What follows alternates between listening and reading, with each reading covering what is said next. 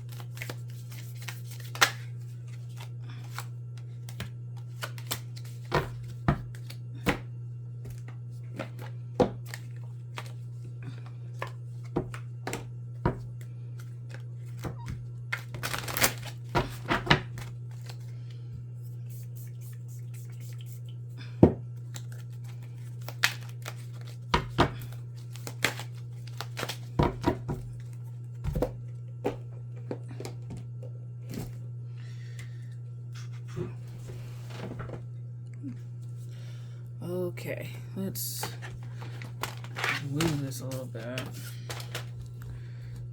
You got it? I think that'll have it. Everything.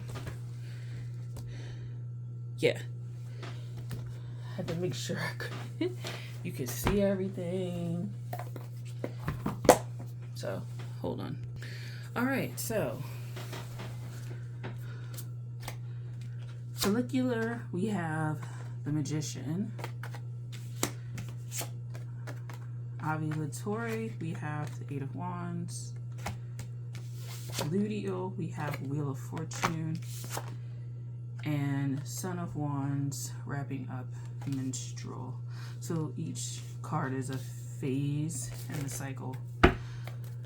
So, pretty great. There may be some astrological reason as to why maybe this month is pretty swimmingly going well.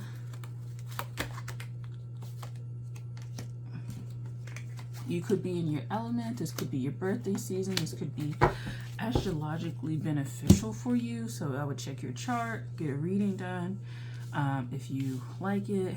Moving forward, there's no real blockage this month, which is good because I remember like some of the older months had a few blockages that were like heavy and dealing with insecurity and things like that. This feels like a soft reckoning, wrapping up a few cycles, making sure that you are manifesting and approaching things the way you want it. So we start with the follicular phase of Magician. I feel like health-wise, this is not a medical reading, this is not anything, this is not health advice, but health-wise, there may be a renewal, a desire to start fresh, a desire to change up your routine, a desire to get into the more animalistic nature of exercise or the more raucous parts of exercise. So it wouldn't be exercise like a yoga that's very perhaps like fluid, slow, maybe deemed soft, maybe deemed for endurance in that sort of way, leaning into the spiritual energetic. It may be something where you're physically revving yourself up. So it may be something gymnastics, more gym-like, more perhaps male-dominant sports, things like that. So getting the energy together, you may be reading sacred texts on womanhood. You may be reading sacred texts on womanhood, particularly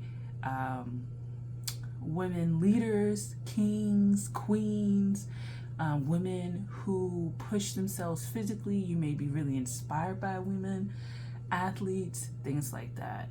But I do feel like a renewal. And with spring approaching in the northern hemisphere, so spring will be approaching, fall will be approaching for the southern, there is just this abundance of energy that may be coming your way. Not necessarily restless. You could perhaps get that with the Eight of Wands, but definitely perhaps stored up, ready to be metered out. And so make sure you just don't run into the more destructive tendencies when it comes to that. We move into the ovulatory phase of Eight of Wands.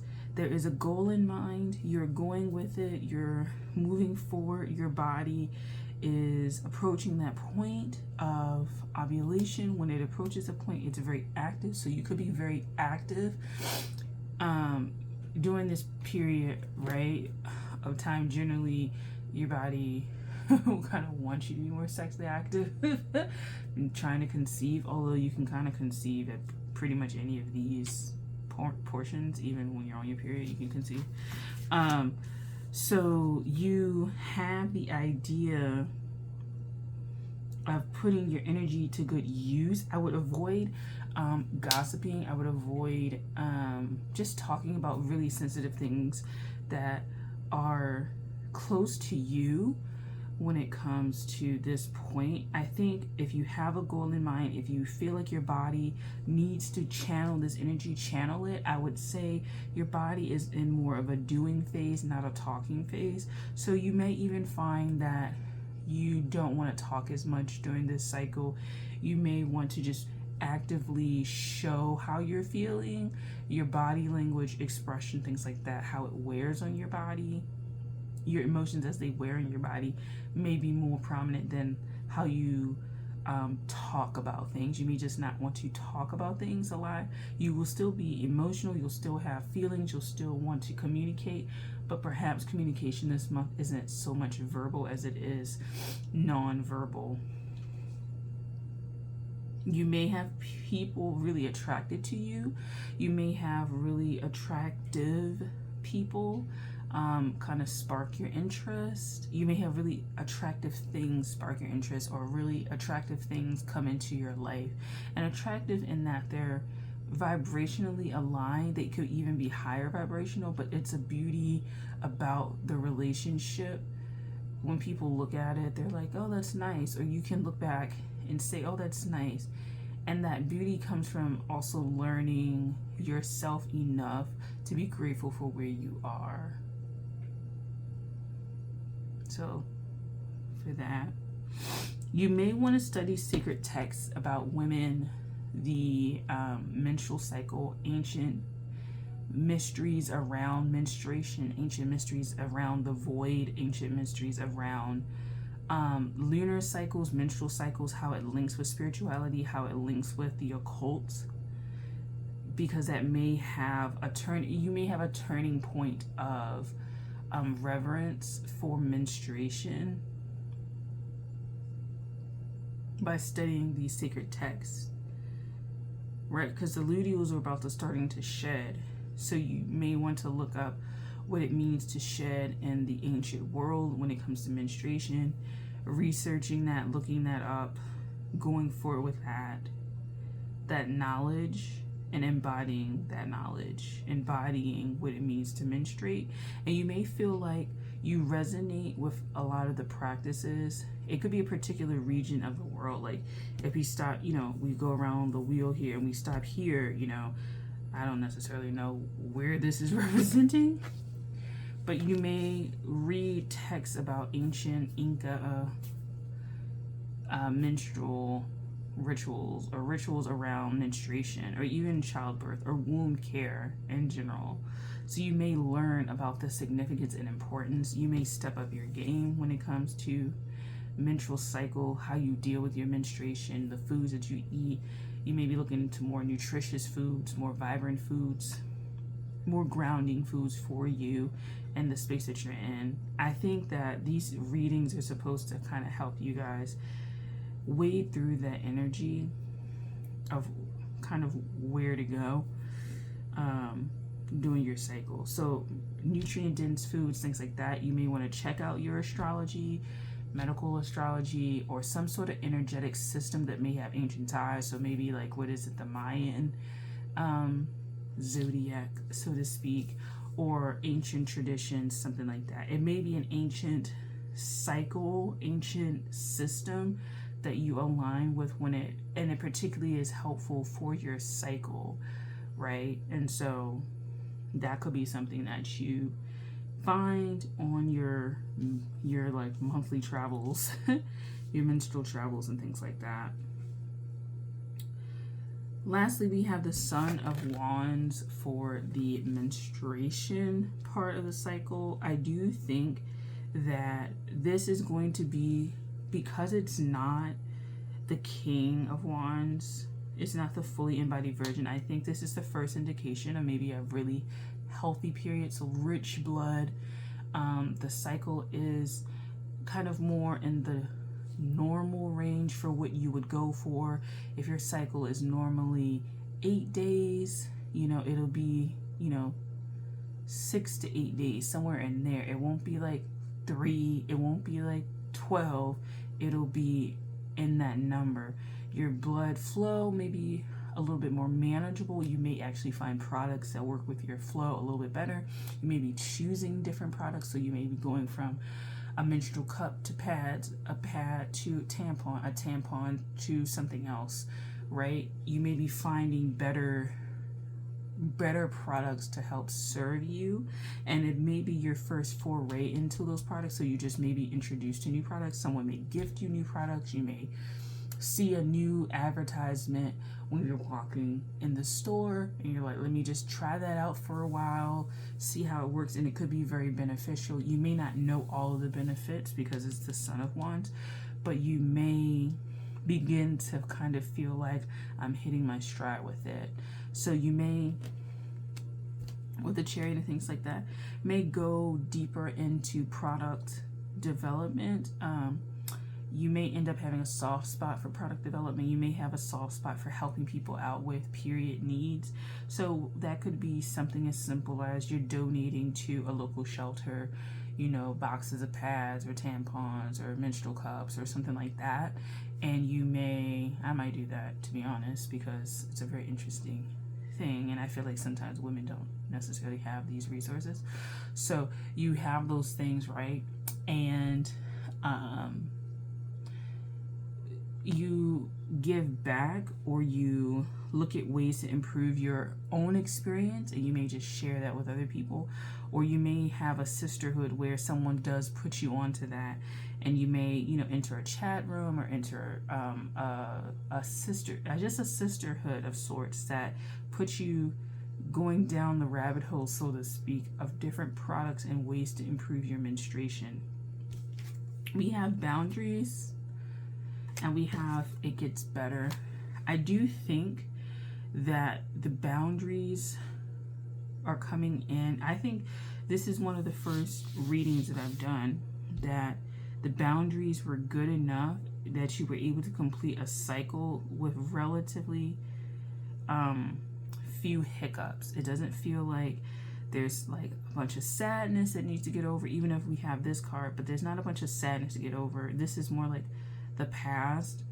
And even if you're undergoing some sort of issue, most likely it will get better. Now, I would advise you to go to your doctor, physician, primary health care provider to figure that out, because it could get better. There could be a better prognosis for you, a better option to tackle an issue, right?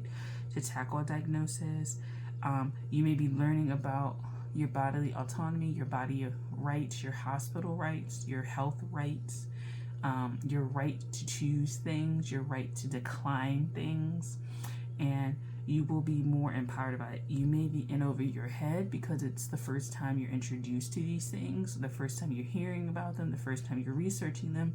You don't know where to go. You may be very shy, particularly when you're dealing with people in the field who studied for long amounts of time when they're becoming a doctor, especially in the US. Most medical schools are like 4 years, but the residency plus can put you up to 7 to 12 years, if not more, depending on your specialty. And so you may be navigating what that looks like to learn on your own body, and then to need the medical advice and help of another. And that may be a really beautiful journey, because you'll learn to speak up for yourself, and you'll learn to understand yourself a lot better and to communicate your needs.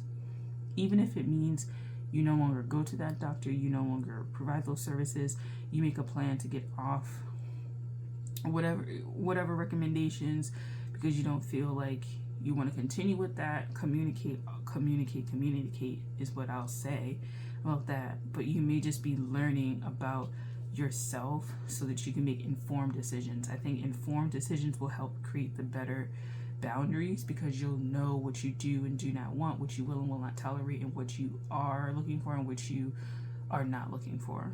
And so it will get better because of that. And so this reading is kind of the indication, particularly with the Son of Wands, that you are beginning something new, that you are looking for a new outlook on menstruation, and you will arrive at it at some point. It's not really determined here, but it does seem like you will arrive at some point of higher knowledge about yourself, higher knowledge about the process of menstruation as a whole for women, but more knowledge, deeper knowledge about yourself.